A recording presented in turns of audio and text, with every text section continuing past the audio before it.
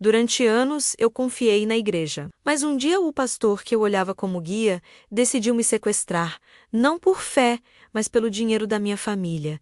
Ele achou que podia controlar tudo. O que ele não esperava era a força do meu pai. Hoje eu conto como uma decisão desesperada virou justiça nas mãos dele e mudou nossas vidas para sempre. Olá, meus queridos! Antes de começar a contar a história que mudou minha vida para sempre, eu quero pedir uma coisinha para vocês. Se vocês gostarem do que vão ouvir hoje, deixem um like no vídeo, comentem aqui embaixo de qual cidade vocês estão assistindo, eu adoro saber de onde vocês são, e se inscrevam no canal, porque eu tenho muitas histórias para contar e todas elas são verdadeiras, saídas diretamente do meu coração para o de vocês. Meu nome é Maria Cristina, tenho 62 anos hoje e o que vou contar aconteceu há quase 20 anos. Mas mesmo assim, quando fecho os olhos, ainda consigo sentir o cheiro de mofo daquele porão, onde fui mantida em cativeiro por 3 dias. Ainda escuto os gritos desesperados da minha filha Rosilene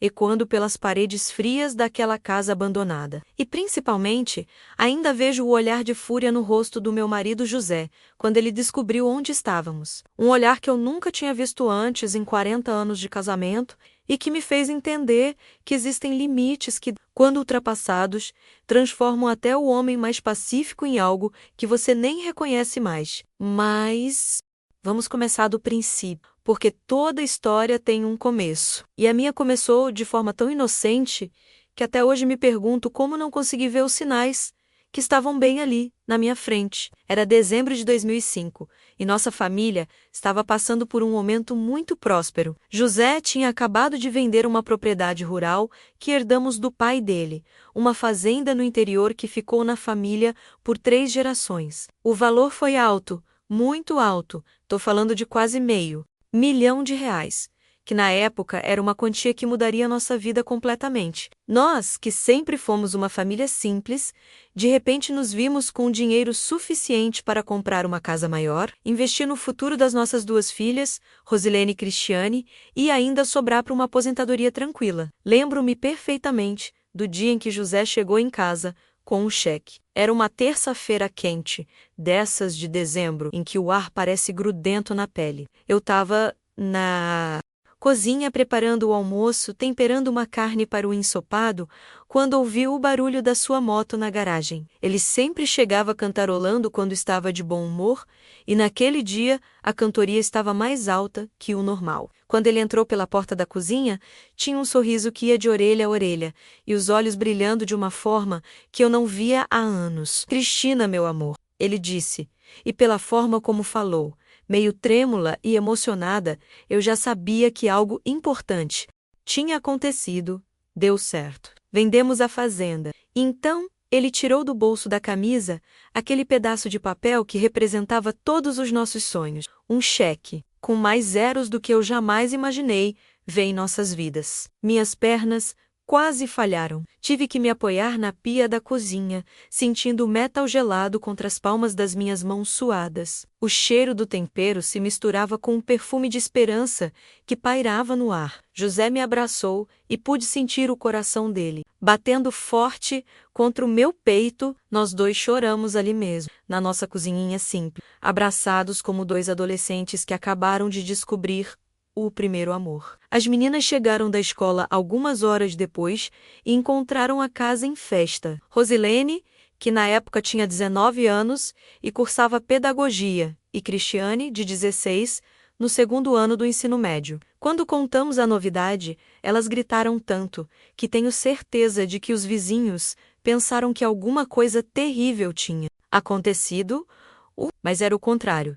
Era o início do que pensávamos ser uma vida nova, melhor, mais segura. Durante as semanas seguintes, nossa rotina se transformou completamente. Passávamos as tardes inteiras fazendo planos, sonhando acordados com tudo que poderíamos fazer. José queria comprar uma casa maior, em um bairro melhor, com um quintal grande para fazer churrascos nos finais de semana. Eu sonhava em dar um dinheiro para cada uma das meninas começar suas vidas com mais tranquilidade. Rosilene falava em fazer um curso no exterior, depois que terminasse a faculdade. Cristiane queria um carro próprio quando completasse 18 anos. Foi nessa época de euforia e planos que o pastor Marcos entrou em nossas vidas. A Igreja Evangélica Beetle fica a 3 quarteirões da nossa casa, um prédio simples de tijolos aparentes com uma cruz branca na frente. Nunca fomos uma família muito religiosa, mas minha mãe, Dona Aparecida, frequentava os cultos há alguns anos e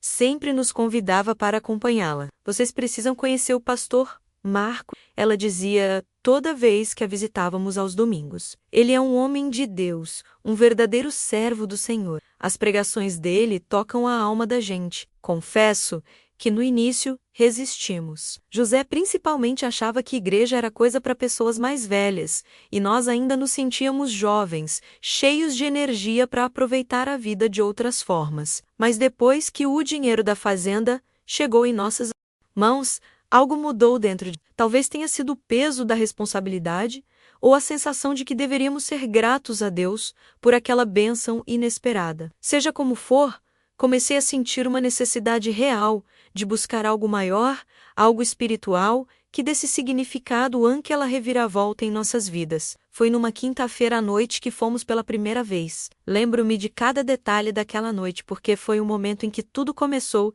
embora eu só fosse entender isso muito tempo depois. O culto estava marcado para as 7h30, e chegamos alguns minutos antes, meio tímidos e inseguros sobre como nos comportar naquele ambiente. A igreja tinha cerca de 100 pessoas, a maioria conhecidos do bairro que cumprimentamos com sorrisos educados. O pastor Marcos subiu ao púlpito pontualmente no horário marcado, e foi impossível não notar a presença dele. Era um homem alto.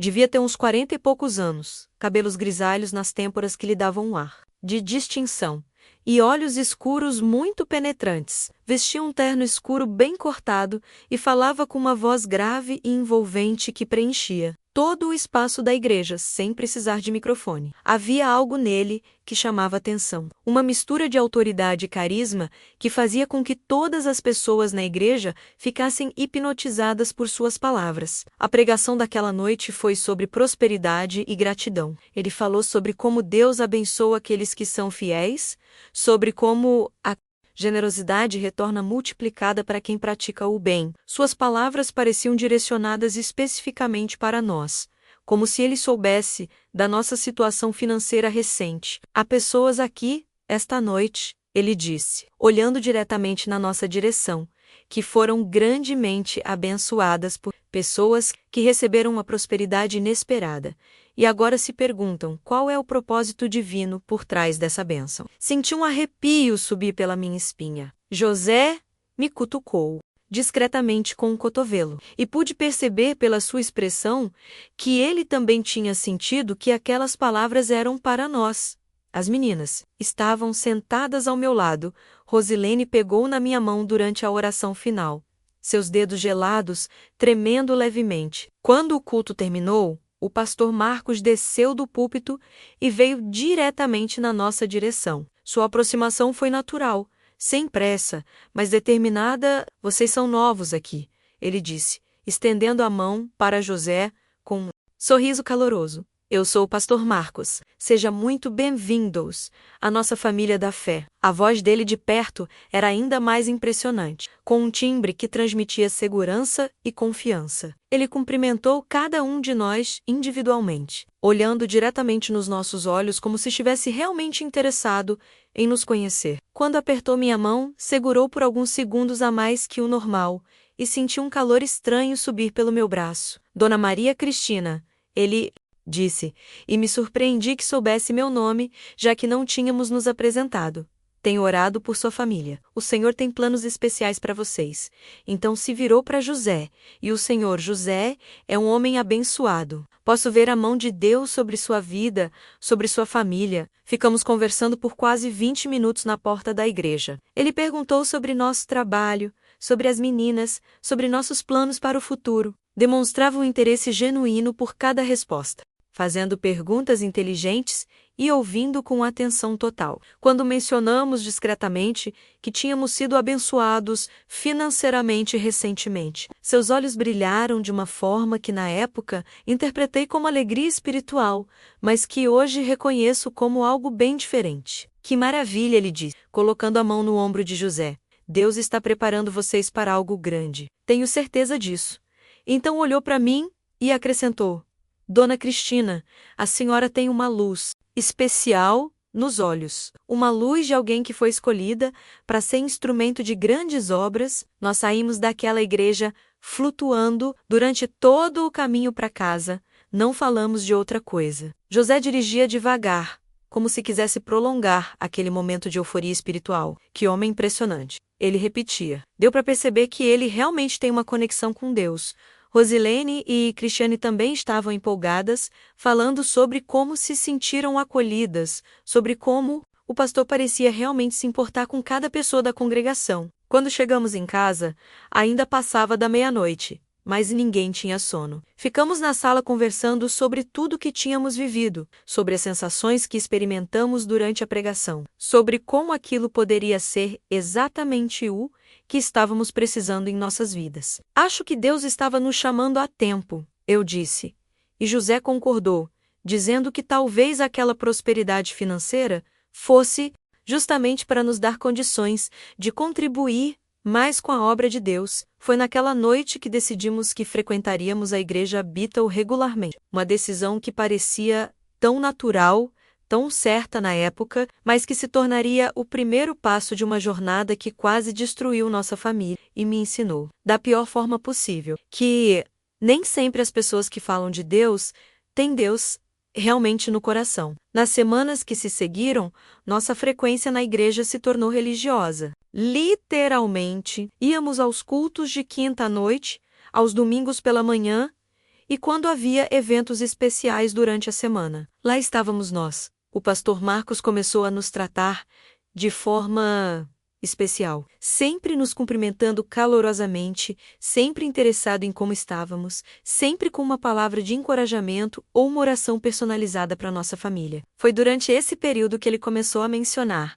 sutilmente no início, sobre a importância de contribuir com a obra de Deus de forma mais significativa. Quando Deus nos abençoa financeiramente, ele dizia durante as pregações, olhando discretamente na nossa direção. É porque ele espera que usemos esses recursos para expandir seu reino aqui na terra. E nós, ingênuos e gratos por tudo que tínhamos recebido, começamos a contribuir de forma cada vez mais generosa. Os meses que se seguiram foram de uma felicidade que eu nunca tinha experimentado antes na minha vida. Pela primeira vez, senti que fazíamos parte de algo maior, de uma comunidade que nos acolhia de verdade. A igreja Bethel se tornou nossa segunda casa, e o pastor Marcos, sem que percebêssemos, foi se tornando uma figura central em nossas vidas, alguém cuja opinião começamos a valorizar mais do que a de nossos próprios familiares. Lembro-me especialmente de uma tarde de sábado em março, quando ele apareceu em nossa casa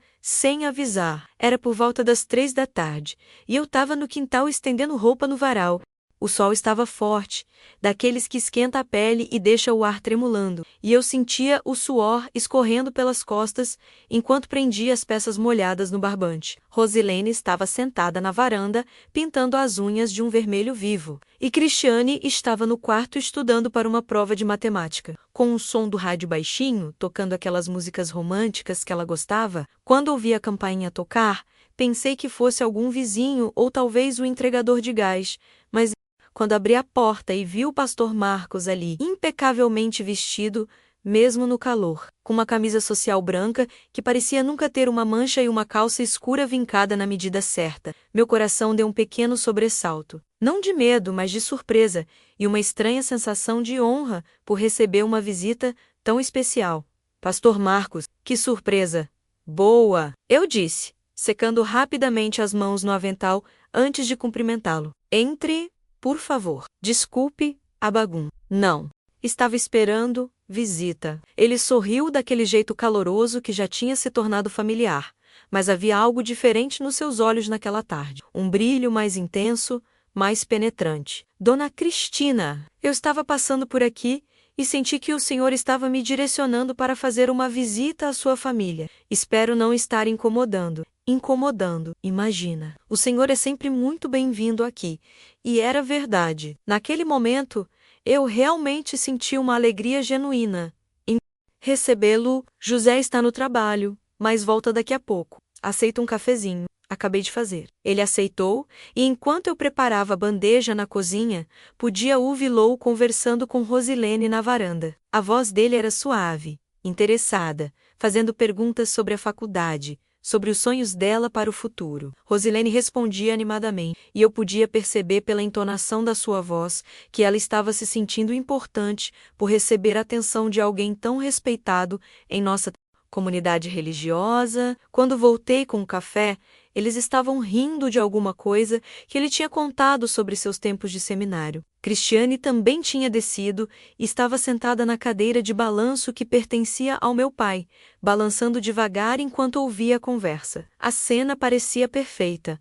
Uma família feliz, recebendo a visita carinhosa do seu pastor. Dona Cristina, ele disse depois que provamos o café e conversamos sobre amenidades por alguns minutos. Eu tenho orado muito pela sua família ultimamente, e Deus tem mostrado algumas coisas no meu coração que gostaria de compartilhar com vocês. A forma como ele disse isso fez com que todas nós ficássemos mais atentas. Havia uma solenidade na sua voz que não estava lá antes, como se ele fosse revelar algo muito importante. Rosilene parou de balançar a perna. Cristiane deixou a cadeira parada, e eu me inclinei ligeiramente para a frente, com as mãos cruzadas sobre o colo. O Senhor me mostrou que vocês estão entrando numa fase muito especial de suas vidas.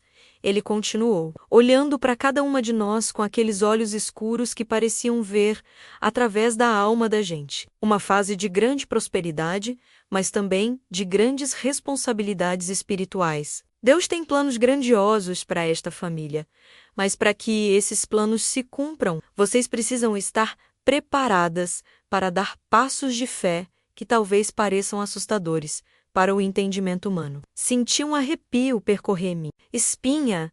Havia algo na forma como ele falava que me deixava ao mesmo tempo empolgada e nervosa. Era como se ele conhecesse segredos sobre nosso futuro que nós mesmas desconhecíamos. Que tipo de passos, pastor? Rosilene perguntou, com aquela curiosidade típica da juventude que não conhece o medo. Ele sorriu, mas foi um sorriso diferente dos anteriores. Mais calculado, mais controlado. Passos de generosidade extrema, minha querida. Deus está chamando esta família para ser um exemplo de desprendimento material, para mostrar ao mundo que existe algo mais valioso do que os tesouros terrenos. Naquele momento, José chegou do trabalho. Ouviu o barulho familiar da sua moto estacionando na garagem, e alguns minutos depois ele apareceu na varanda, ainda com o uniforme da oficina mecânica onde trabalhava, com manchas de graxa nas mãos e o cheiro de óleo diesel que sempre o acompanhava no fim do dia. Quando viu o pastor,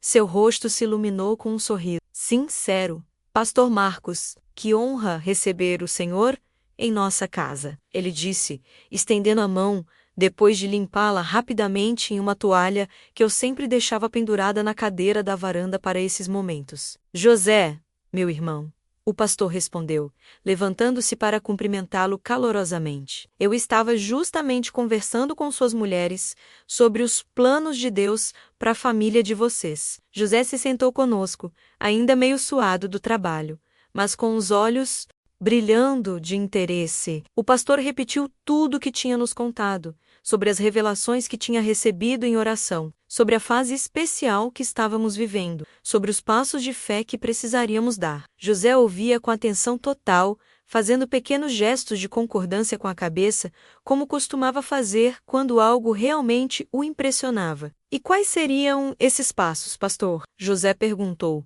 com aquela sinceridade desarmante que sempre caracterizou meu marido. Pastor! Marcos ficou alguns segundos em silêncio, como se estivesse escolhendo cuidadosamente as palavras certas. O único som era o barulho distante dos carros passando na rua e o canto de um bem-te-vi no quintal dos vizinhos. Quando ele finalmente falou, sua voz era baixa, quase sussurrada. o que nos obrigou a nos inclinar ainda mais para frente para ouvir. Deus me mostrou que vocês foram escolhidos para financiar um projeto missionário muito especial. Ele disse, um projeto que levará o Evangelho para lugares onde nunca chegou antes, que salvará milhares de almas perdidas. Fez uma pausa, olhando para cada um de nós. Mas este projeto requer um investimento significativo, um investimento que testará a fé de vocês e mostrará a Deus que vocês realmente confiam nele acima de tudo. Quanto? José perguntou diretamente. Sem rodeios, era típico dele ir direto ao ponto, quando o assunto era dinheiro. 300 mil reais. O pastor respondeu sem hesitar, como se já tivesse calculado exatamente aquele valor há muito tempo. O silêncio que se seguiu foi ensurdecedor. Podia ouvir meu próprio coração batendo dentro do peito, um som surdo que parecia ecoar nos meus ouvidos. 300 mil reais era mais da metade de tudo que tínhamos recebido pela fazenda. Era o dinheiro que planejávamos usar para comprar a casa nova, para investir no futuro das meninas, para nossa segurança na velhice. José coçou a barba, como sempre fazia quando estava pensando em algo sério. Rosilene e Cristiane se entreolharam, e pude ver no rosto das duas uma mistura de surpresa e preocupação. Mas o pastor continuou falando, sua voz agora mais persuasiva, mais envolvente. Eu sei que parece muito dinheiro para vocês, ele disse, com um tom paternal e compreensivo. Mas lembrem-se do que Jesus disse. É mais fácil um camelo passar pelo fundo de uma agulha do que um rico entrar no reino de Deus.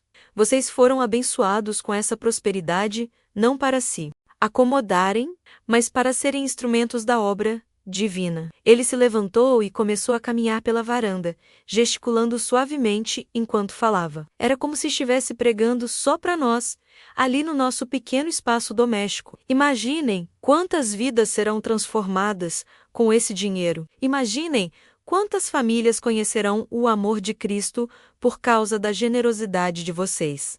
Imaginem o tesouro que estarão acumulando no céu. Senti lágrimas se formando nos meus olhos. Suas palavras tocavam uma corda profunda no meu coração. Despertavam um desejo genuíno de fazer algo verdadeiramente significativo com aquela bênção que tínhamos recebido. José também parecia emocionado, limpando discretamente os olhos com a manga da camisa. E se nós dermos esse dinheiro? José perguntou com a voz ligeiramente embargada. O que acontece conosco? Com nossos planos, com o futuro das meninas? O pastor parou de caminhar e olhou diretamente para ele. José, você realmente acredita que Deus deixaria seus servos fiéis em necessidade? Vocês darão 300 mil, mas receberão de volta o dobro, o triplo. É uma promessa bíblica. Dai e dar-se-vos. Boa medida, recalcada, sacudida e transbordando vos deitarão no vosso regaço. Ele se aproximou de José e colocou a mão no seu ombro, olhando profundamente nos seus olhos. Dentro de um ano, vocês estarão muito melhor financeiramente do que estão hoje. Mas mais do que isso, estarão com a consciência limpa de ter feito a vontade de Deus, de ter usado os recursos que Ele lhes confiou da forma certa. Passamos o resto da tarde conversando sobre o projeto missionário. O pastor nos contou detalhes emocionantes sobre os lugares onde o dinheiro seria investido, sobre as igrejas que seriam construídas, sobre os pastores que seriam treinados, sobre as famílias que seriam alcançadas. Suas descrições eram tão vívidas que eu conseguia praticamente ver as crianças africanas correndo felizes ao redor das novas capelas. Podia imaginar os adultos emocionados sendo batizados em rios cristalinos. Quando ele foi embora, já era quase noite. Ficamos na varanda por mais uma hora, conversando sobre tudo o que tínhamos ouvido. José estava visivelmente conflitado, dividido entre o desejo de obedecer aquilo que acreditávamos, ser a vontade de Deus e a preocupação natural com nossa segurança financeira. As meninas também estavam quietas, pensativas. Mãe, Cristiane disse finalmente, 300 mil reais é muito dinheiro. E se essa história de projeto missionário for, sei lá, não for verdade? Rosilene balançou a cabeça. Cristiane, como você pode duvidar do pastor Marcos? Você não viu como Deus tem usado ele na vida das pessoas? Como nossa própria vida mudou desde que começamos a frequentar a igreja. Não é duvidar do pastor, Cristiane respondeu, com aquela prudência que sempre a caracterizou, mesmo sendo a mais nova. É só que é quase tudo que a gente tem. Se dar errado, filha, eu disse, surpreendendo-me com a convicção na minha própria voz. Pelo menos saberemos que fizemos o que achávamos certo. E eu tenho certeza de que Deus não vai nos abandonar. José concordou comigo. Cristina está certa. Desde que começamos a frequentar a igreja, nossa vida só melhorou. Talvez seja mesmo a hora de mostrar nossa gratidão de forma concreta. Naquela noite, oramos juntos antes de dormir, pedindo a Deus que nos orientasse na decisão. Eu senti uma paz estranha no coração, como se uma voz interior me sussurrasse que estávamos no caminho certo. José segurou minha mão durante a oração, e seus dedos calejados pelo trabalho transmitiam uma segurança que me acalmava completamente. Foi na manhã seguinte que tomamos a decisão final. José me acordou com um beijo na testa e disse: Cristina, sonhei esta noite que estávamos numa grande festa no céu, e Jesus, em pessoa, nos agradecia por ter ajudado tantas pessoas a conhecer. Olhei nos seus olhos e vi uma determinação que raramente via ali. Vamos dar o dinheiro para o pastor. Vamos confiar em Deus completamente. A entrega do dinheiro aconteceu numa quinta-feira à noite, depois do culto. Lembro-me de cada detalhe daquele momento porque foi quando nossa vida começou a tomar um rumo que eu jamais poderia ter imaginado. O pastor Marcos nos chamou para uma sala, nos fundos da igreja, um ambiente pequeno e abafado que servia como escritório, com uma mesa de madeira escura, 2 cadeiras e um crucifixo na parede que parecia nos observar com olhos julgadores. José carregava uma pasta de couro marrom, dessas antigas que meu sogro usava quando ainda era vivo. Dentro dela estava o cheque, que representava mais da metade de tudo que possuíamos. Quando ele colocou a pasta sobre a mesa, o som do couro batendo na madeira ecoou pela sala pequena como um tambor, anunciando uma execução. Minhas mãos tremiam ligeiramente, e eu as mantinha entrelaçadas no colo para disfarçar o nervosismo. Irmãos queridos, o pastor disse, com aquela voz grave que conhecíamos tão bem, vocês não fazem ideia da magnitude do que estão fazendo hoje. Milhares de almas serão salvas por causa desta decisão de fé. Ele pegou o cheque, olhou o valor, e por uma fração de segundo, vi algo passar pelos seus olhos que me deixou desconfortável. Foi rápido demais para que eu conseguisse identificar o que era, mas deixou uma sensação estranha no meu estômago. Nas semanas que se seguiram, nossa vida na igreja continuou normalmente. Participávamos dos cultos com ainda mais entusiasmo, sentindo-nos especiais por termos feito nossa parte na obra de Deus.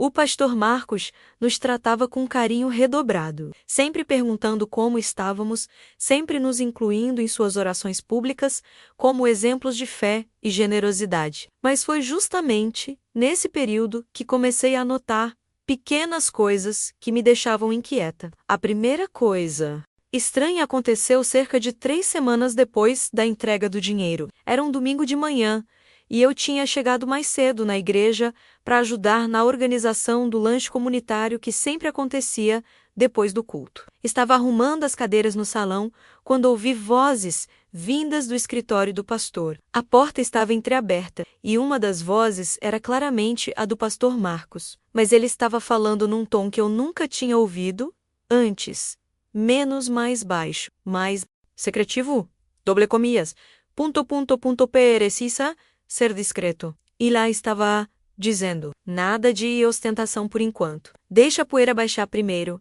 A outra voz que eu não reconhecia murmurou algo que não conseguia entender. O dinheiro já está na conta. O pastor continuou, mas vamos esperar uns 2 meses antes de fazer qualquer movimento maior. Meu coração disparou. Parei de arrumar as cadeiras e me aproximei um pouco mais da porta, tentando ouvir melhor. Havia algo naquela conversa que me deixava extremamente desconfortável, embora eu não soubesse explicar exatamente o. E a família, a voz desconhecida perguntou: Não se preocupe com eles. o pastor respondeu, e havia um tom frio na sua voz que me gelou o sangue. Eles são ingênuos, acreditam em tudo que eu falo. Se surgir alguma pergunta, eu dou uma explicação qualquer sobre demora na documentação do projeto. Senti minhas pernas ficarem bambas. Precisei me apoiar numa cadeira para não cair. Aquelas palavras ecoavam na minha cabeça como sinos de alerta que eu tinha ignorado até então. Ingênuos. Acreditam em tudo que eu falo.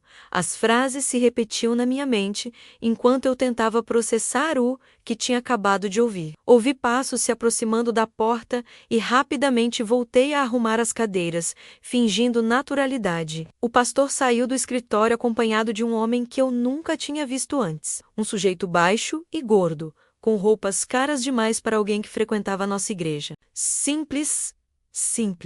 Quando o pastor me viu, seu rosto mudou instantaneamente, voltando àquela expressão calorosa e paternal que eu conhecia. Dona Cristina, que bom vê-la por aqui cedo. Como sempre, a primeira a chegar para servir ao Senhor, ele se aproximou e colocou a mão no meu ombro, como costumava fazer, mas desta vez o toque me causou arrepios desagradáveis. Esta é Dona Cristina. Ele disse para o homem desconhecido, uma das nossas ovelhas mais preciosas. O homem me cumprimentou com um sorriso forçado e saiu rapidamente pela porta dos fundos. O pastor ficou comigo por alguns minutos, conversando sobre amenidades, mas eu mal conseguia me concentrar no que ele estava dizendo. Minha mente estava completamente tomada pela conversa que tinha escutado. Quando José e as meninas chegaram para o culto, eu ainda estava em estado de choque. Durante o culto daquela manhã, observei o pastor Marcos com olhos diferentes. Cada palavra que ele dizia soava falsa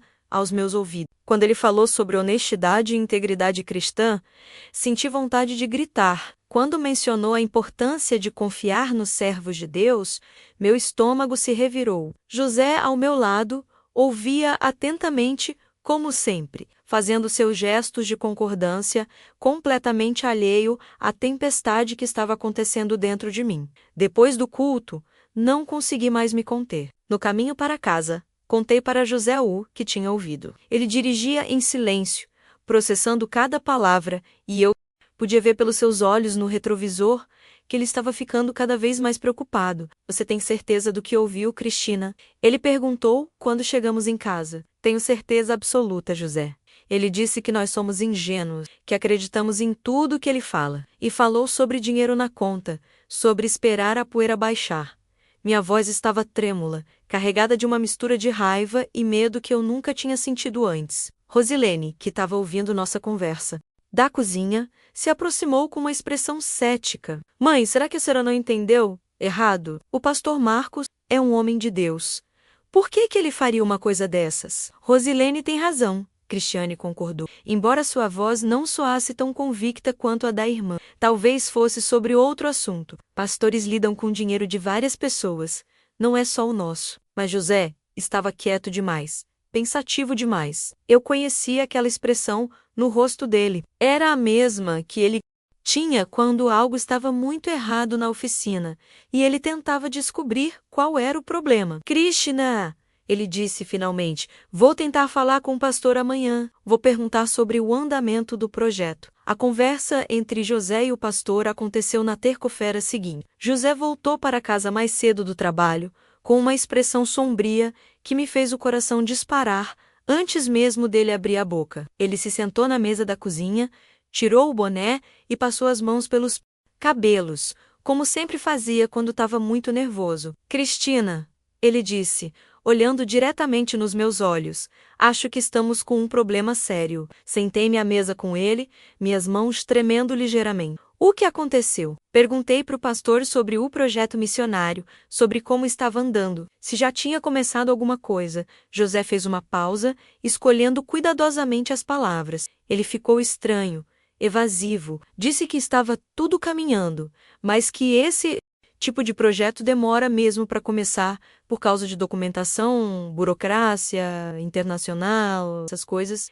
E você acreditou? Não. A resposta veio rápida e categórica. Não acreditei nada. Ele desviava o olhar quando falava, gesticulava demais. Falava rápido. Todos os sinais de que alguém está mentindo. José se levantou, e começou a caminhar pela cozinha. E tem mais uma coisa, Cristina. Perguntei se poderia ver algum documento do projeto, alguma coisa oficial. Ele disse que estava tudo com os parceiros internacionais e que não tinha como mostrar ainda. Senti como se o chão estivesse desaparecendo debaixo dos meus pés. 300 mil reais, mais da metade de tudo que tínhamos. O dinheiro que garantiria o futuro das nossas filhas, nossa segurança na velhice, nossa casa nova. José, minha voz saiu como um sussurro desesperado. Será que nós fomos roubados? Ele parou de caminhar e me olhou com uma expressão que misturava raiva e tristeza. Eu acho que... Sim, Cristina, acho que sim. Naquela noite, não consegui dormir. Ficava olhando para o teto do nosso quarto, com a mente girando em círculos, tentando entender como tínhamos sido tão ingênuos, tão confiantes. Ao meu lado, José também estava acordado, respirando de forma pesada, claramente atormentado pelos mesmos pensamentos. O que a gente vai fazer?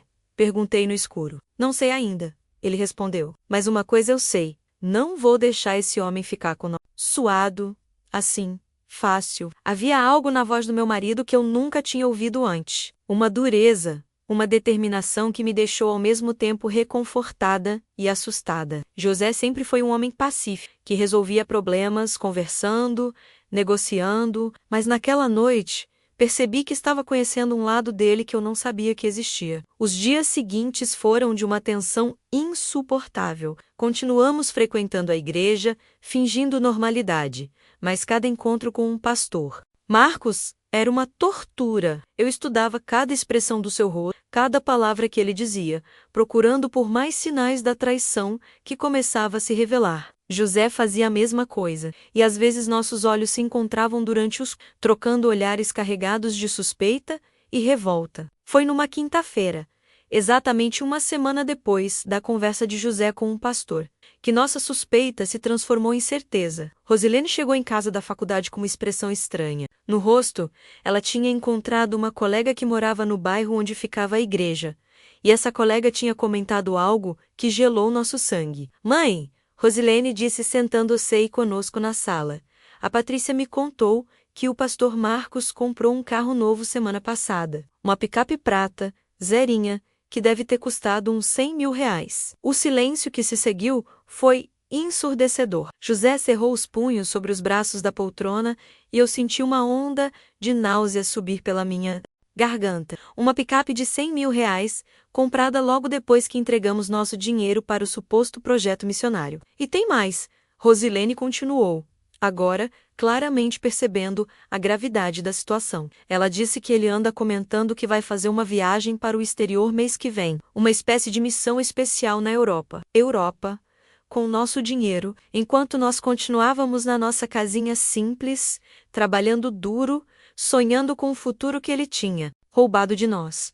José se levantou bruscamente da poltrona. Onde ele mora? Perguntou, e havia algo na sua voz que me arrepiou completamente. José, eu disse, levantando-me também e tocando seu braço, o que você vai fazer? Ele me olhou, e pela primeira vez em 40 anos de casamento, não reconheci completamente o homem que estava diante de mim. Seus olhos tinham uma frieza que eu nunca tinha visto, uma determinação que me deixou com medo do que poderia acontecer. Vou buscar nosso dinheiro, ele disse, com uma calma que era mais assustadora do que se ele estivesse gritando. E se for preciso, vou fazer esse pastor descobrir que mexeu com a família errada. Naquela noite, José não veio para a cama. Ficou na varanda até de madrugada fumando cigarro, atrás de cigarro, um hábito que ele tinha abandonado há mais de 10 anos. Quando finalmente entrou no quarto, já passavam das 3 da manhã. E mesmo no escuro, eu podia sentir a tensão irradiando do seu corpo, como o calor de uma fogueira. José, sussurrei, por favor, vamos pensar bem antes de fazer qualquer coisa. Vamos procurar a polícia, vamos denunciar. Polícia, ele murmurou de volta, e havia um tom amargo na sua voz. E você acha que a polícia vai fazer o quê? Nós demos o dinheiro voluntariamente para ele, Cristina. Não tem documento assinado, não tem contrato, é nossa palavra contra dele. Sabia que ele estava certo. Tínhamos sido ingênuos, não apenas em confiar no pastor, mas também não exigir documentação adequada, contratos, garantias. Nossa boa-fé tinha se tornado nossa própria armadilha. Então, o que vamos fazer? José ficou em silêncio por um longo momento. Quando finalmente respondeu, suas palavras me encheram de um terror que eu nunca tinha experimentado antes. Vou conversar com ele de novo. Mas desta vez, a conversa vai ser diferente. Muito diferente. O confronto aconteceu numa sexta-feira à tarde, 2 semanas depois da nossa descoberta. Sobre a picape. José tinha passado esses dias planejando cada detalhe, observando a rotina do pastor, descobrindo onde ele morava menos uma casa grande em um bairro nobre, muito longe da simplicidade que ele pregava nos púlpitos. A ironia era cruel.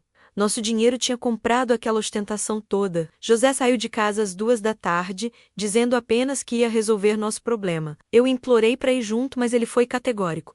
Cristina, isso é algo que eu preciso fazer sozinho.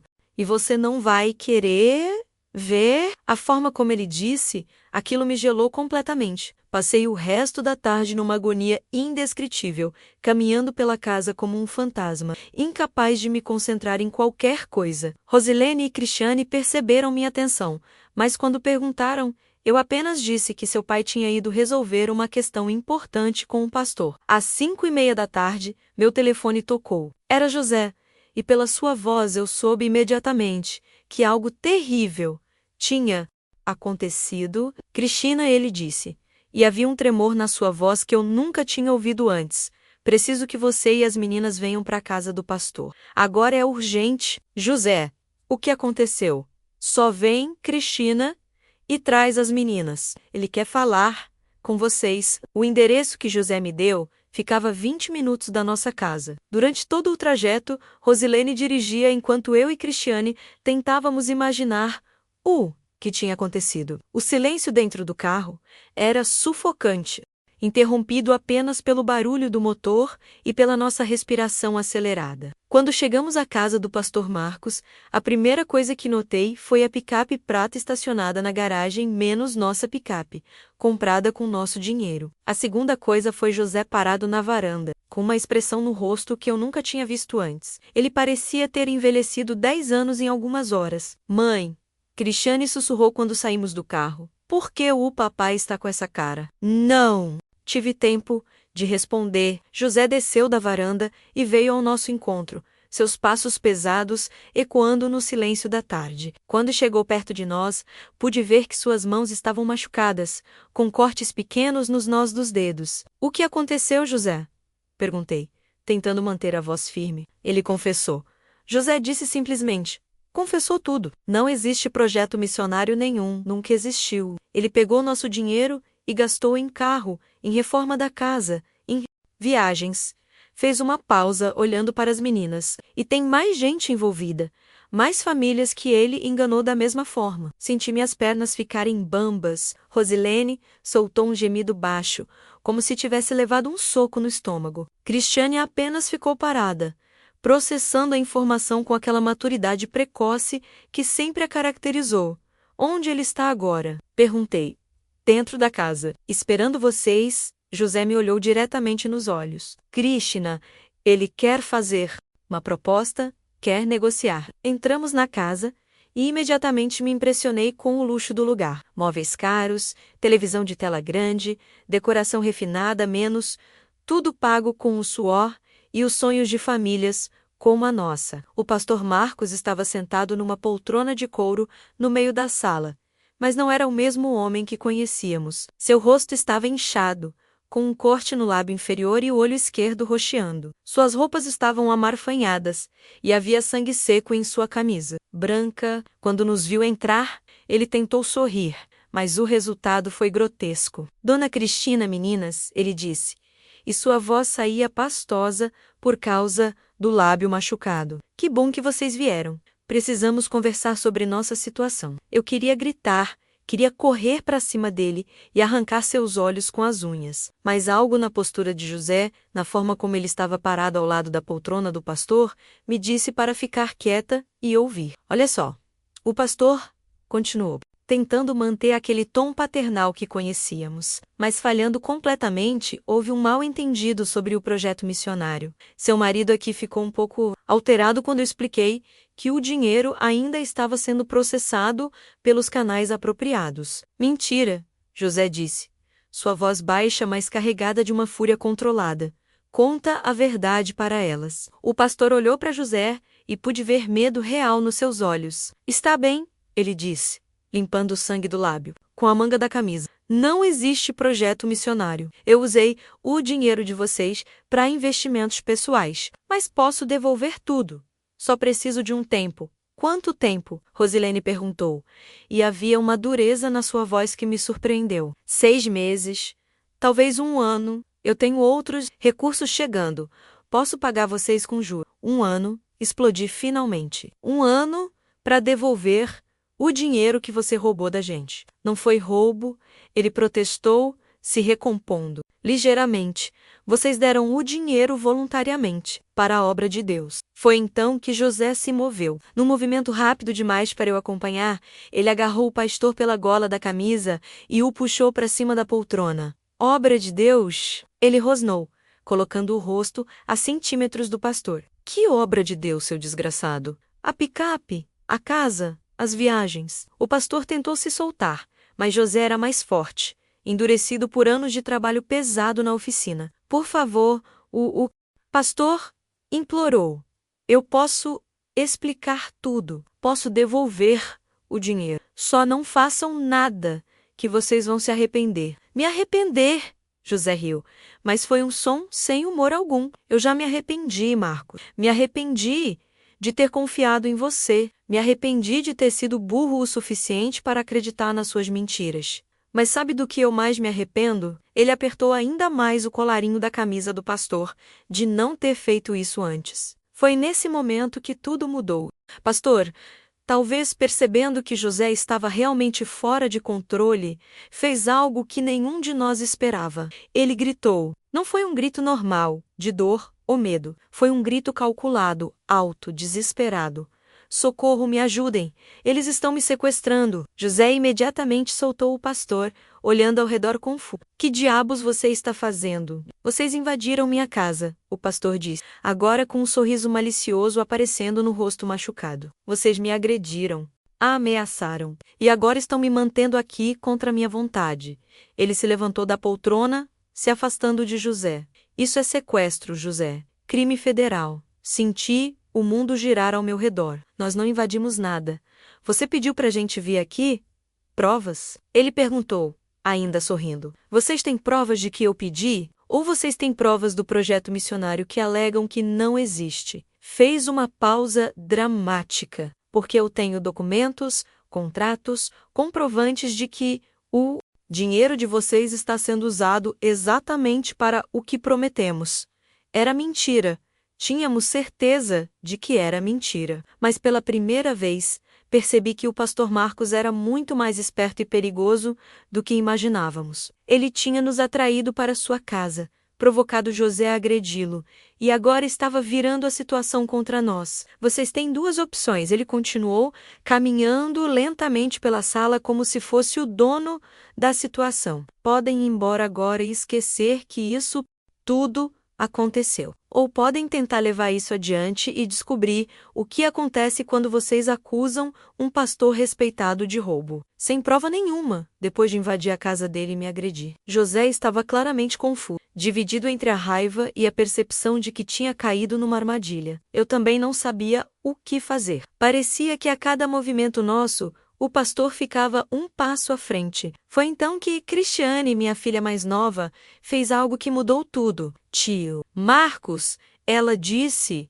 usando o tratamento respeitoso que o pastor sempre insistia que as crianças da igreja usassem, o senhor está mentindo. O pastor olhou para ela e por um momento sua máscara escorregou.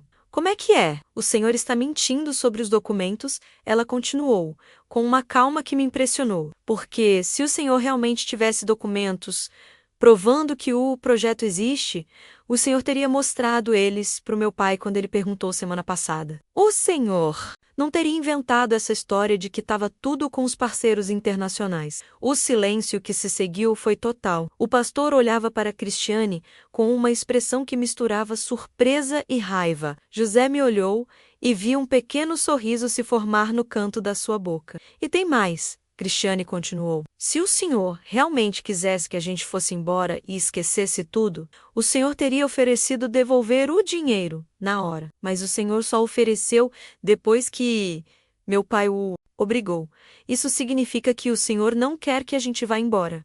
O senhor quer alguma coisa da gente. O pastor Marcos ficou em silêncio por um longo momento, olhando para minha filha de 16 anos, que tinha acabado de desmontar completamente seu plano. Quando finalmente falou, sua voz tinha mudado novamente.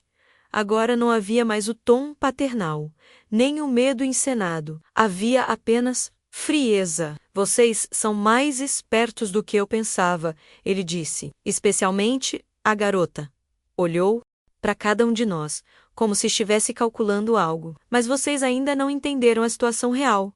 Que situação? José perguntou. O pastor caminhou até uma mesa no canto da sala e pegou um telefone celular. A situação é que eu já liguei para algumas pessoas antes de vocês chegarem. Pessoas que não vão gostar nada de saber que vocês estão me causando problemas. Senti um frio percorrer-me. Que pessoas? Pessoas que têm interesse em manter nosso pequeno negócio funcionando sem interferências, ele respondeu, digitando algo no telefone. Pessoas que não gostam quando alguém ameaça nossa operação. Foi então que entendi. O pastor Marcos não estava trabalhando sozinho. Havia outras pessoas envolvidas, pessoas que aparentemente eram perigosas o suficiente para ele usar como ameaça. Nossa situação não era apenas um caso de pastorzinho desonesto roubando fiéis ingênuos. Era algo muito maior, muito mais perigoso. José, eu sussurrei. Acho que a gente precisa sair daqui agora, mas quando olhamos para a porta,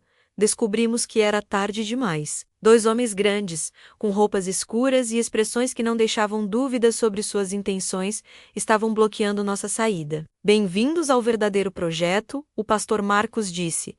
E desta vez, seu sorriso era genuinamente assustador. O projeto de vocês ficarem quietinhos até decidirmos o que fazer com esta situação. O que aconteceu nas horas seguintes foi o pior pesadelo da minha vida se tornando realidade. Os homens nos forçaram a sair pela porta dos fundos da casa do pastor e nos colocaram dentro de uma van escura, sem janelas na parte de trás. Minhas mãos foram amarradas com uma corda áspera que machucava e uma venda foi colocada sobre meus olhos, mergulhando-me numa escuridão sufocante. Durante todo o trajeto, que pareceu durar uma eternidade, eu ouvia Rosilene chorando baixinho ao meu lado e Cristiane tentando acalmá-la com sussurros trêmulos. José estava em silêncio, mas eu podia sentir sua respiração pesada e irregular, como um animal enjaulado, planejando seu escape. O cheiro dentro da van era de mofo e cigarro, misturado com o suor do medo que todos nós estávamos exalando. Quando a van finalmente parou,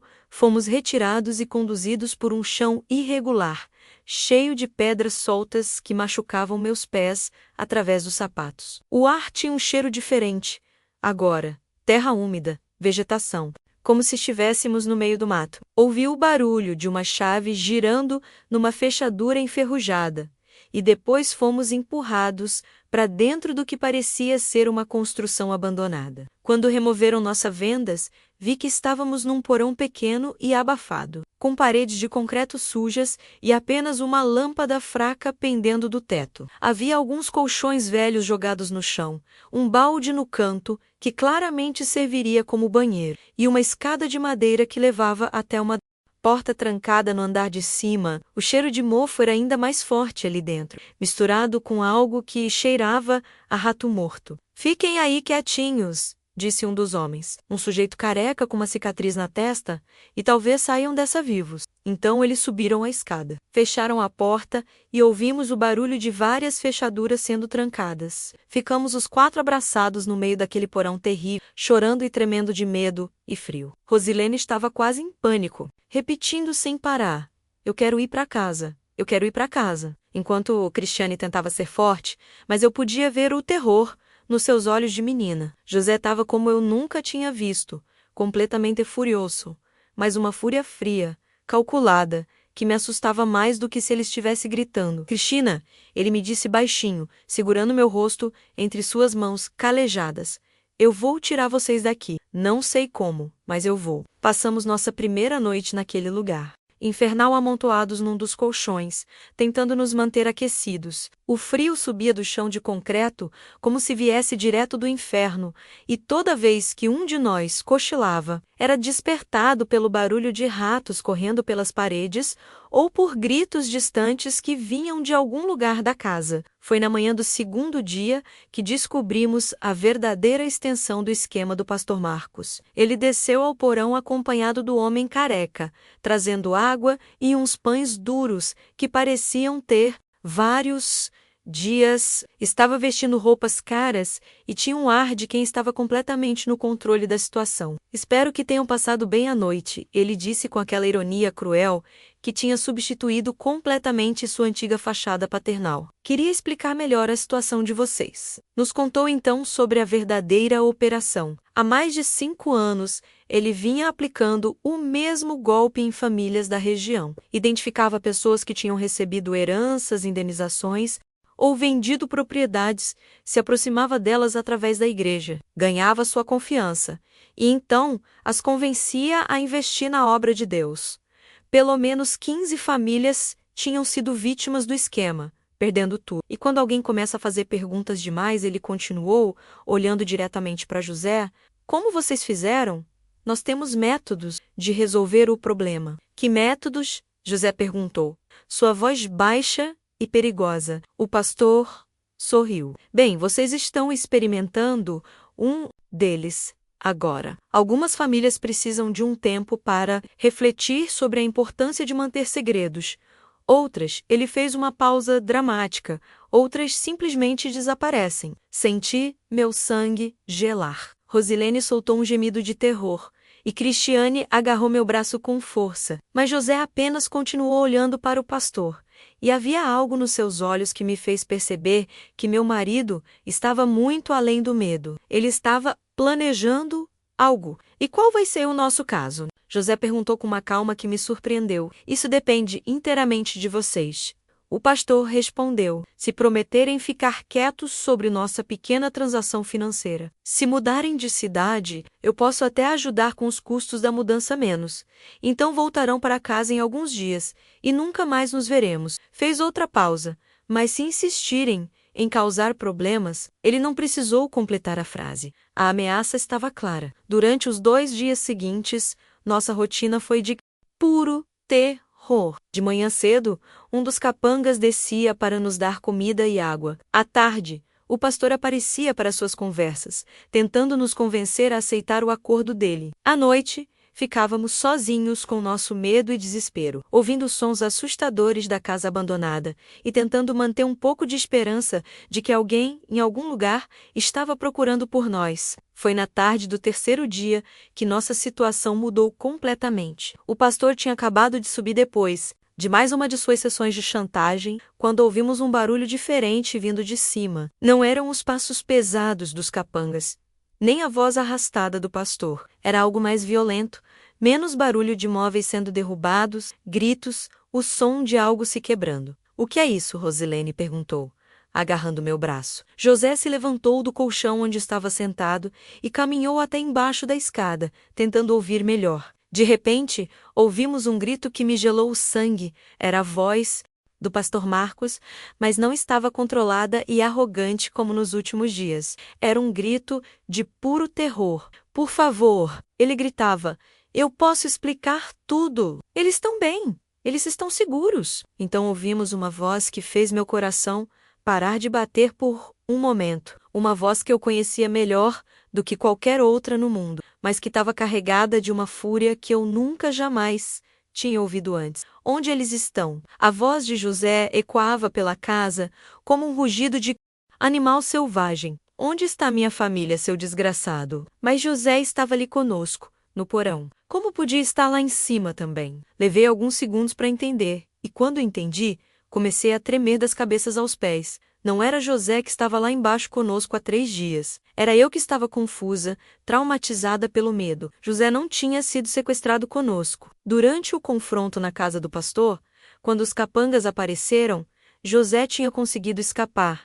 Eles tinham levado só eu e as meninas. José tinha ficado livre, e pelo som das coisas lá em cima, ele tinha passado os últimos 3 dias planejando nossa vingança. O barulho ficou mais intenso. Ouvi algo que soava como móveis sendo quebrados, vidros se estilhaçando e os gritos do pastor ficando cada vez mais desesperados. Ela disse que eles iriam embora voluntariamente. Ele berrava: "Eu não machucei ninguém. Eles estão bem? 3 dias?" A voz de José rugiu em resposta. 3 dias, sem saber se minha família estava viva ou morta. 3 dias procurando vocês por toda a cidade. Então ouvimos passos pesados na escada, acima da gente. A porta se abriu com um estrondo, e José apareceu no topo da escada. Mas não era o José que eu conhecia. Suas roupas estavam rasgadas e sujas de sangue. Sangue que claramente não era dele. Seus olhos tinham uma expressão que eu só tinha visto uma vez, anos atrás, quando um cachorro raivoso tentou atacar Cristiane quando ela tinha 5 anos. Era a expressão de um homem que estava disposto a matar para proteger sua família. "Cristina!" ele gritou quando me viu. "Meninas!" Subimos a escada correndo, e quando chegamos na sala principal da casa abandonada, vi uma cena que me marcou para o resto da vida. O pastor Marcos estava amarrado numa cadeira no meio da sala,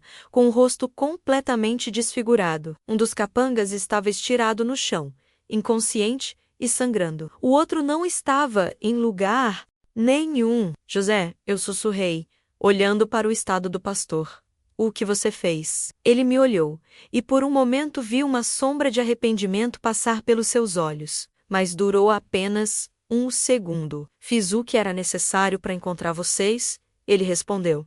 "E ainda não terminei." O pastor Marcos tentou falar, mas José se virou para ele com uma expressão que faria um demônio recuar. "Você", ele disse, se aproximando da cadeira onde o pastor estava amarrado, "vai devolver cada centavo que roubou de nós e de todas as outras famílias. E depois vai entregar uma confissão completa para a polícia." "Eu não posso", o pastor gemeu através dos lábios inchados. "O dinheiro já foi usado, investido." José pegou uma chave inglesa que estava numa mesa próxima. Era uma ferramenta pesada, do tipo que ele usava na oficina para trabalhos mais difíceis. "Então você vai me dizer onde posso encontrar esse dinheiro? Vai me dar nomes, endereços, contas bancárias, vai me contar tudo sobre essa operação." "José, não", eu disse, colocando a mão no seu braço. "Não assim. Vamos chamar a polícia. Vamos fazer isso da forma certa." Ele me olhou, e pela primeira vez desde que chegara ali, sua expressão amoleceu ligeiramente. "Krishna, a polícia não vai conseguir provar nada. Você mesma disse isso." Nossa palavra contra a dele. Olhou para o pastor amarrado. "Mas ele vai confessar tudo, vai devolver o dinheiro e vai garantir que nenhuma outra família passe." Pelo que a nossa passou, ficamos naquela casa abandonada por mais 2 horas. Durante esse tempo, José fez o pastor Marcos confessar crimes que iam muito além do nosso caso. Havia famílias que tinham perdido não apenas dinheiro, mas casas, terrenos, heranças inteiras. Havia pessoas que tinham sido ameaçadas, espancadas, e pelo menos uma família que realmente tinha desaparecido quando se recusou a ficar quieta. José anotou tudo num caderno que encontrou na casa: nomes, valores, locais onde dinheiro estava escondido, contas bancárias em outros estados. O pastor falou porque estava com medo do que José faria se ele não falasse, e olhando para o estado do capanga no chão, eu entendi esse medo. Quando terminamos, José olhou para o pastor uma última vez. "Amanhã de manhã, você vai na delegacia e vai confessar tudo. Vai entregar esse caderno para o delegado e vai se entregar. Entendeu?" O pastor acenou com a cabeça, mal conseguindo falar.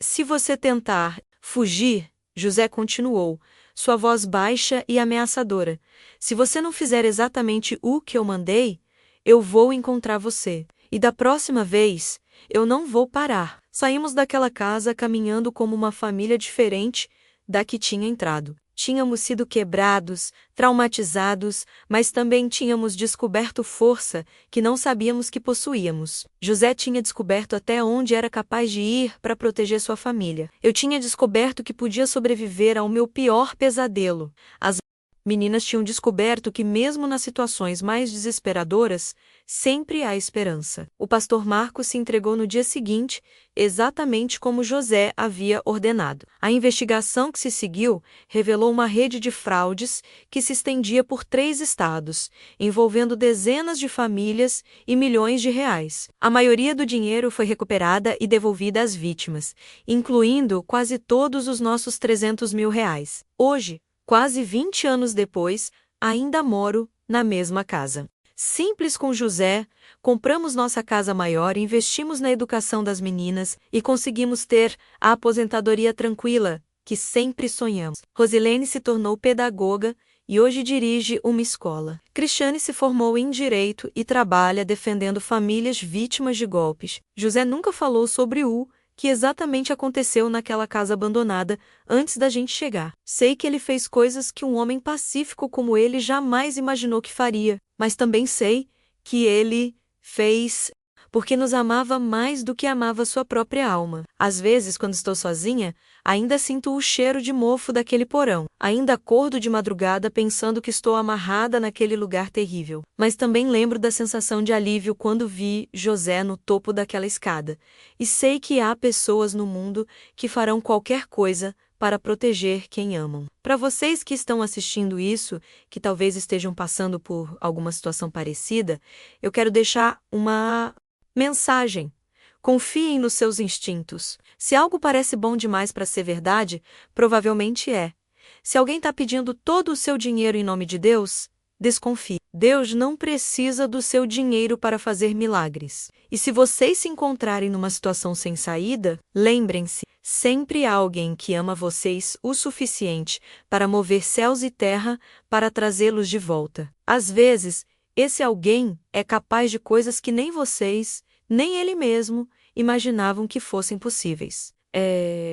Amor verdadeiro, meus queridos, é uma força que transforma até o homem mais pacífico num guerreiro quando sua família está em perigo. E às vezes, infelizmente, é preciso que os lobos, em pele de cordeiro, aprendam isso da maneira mais difícil.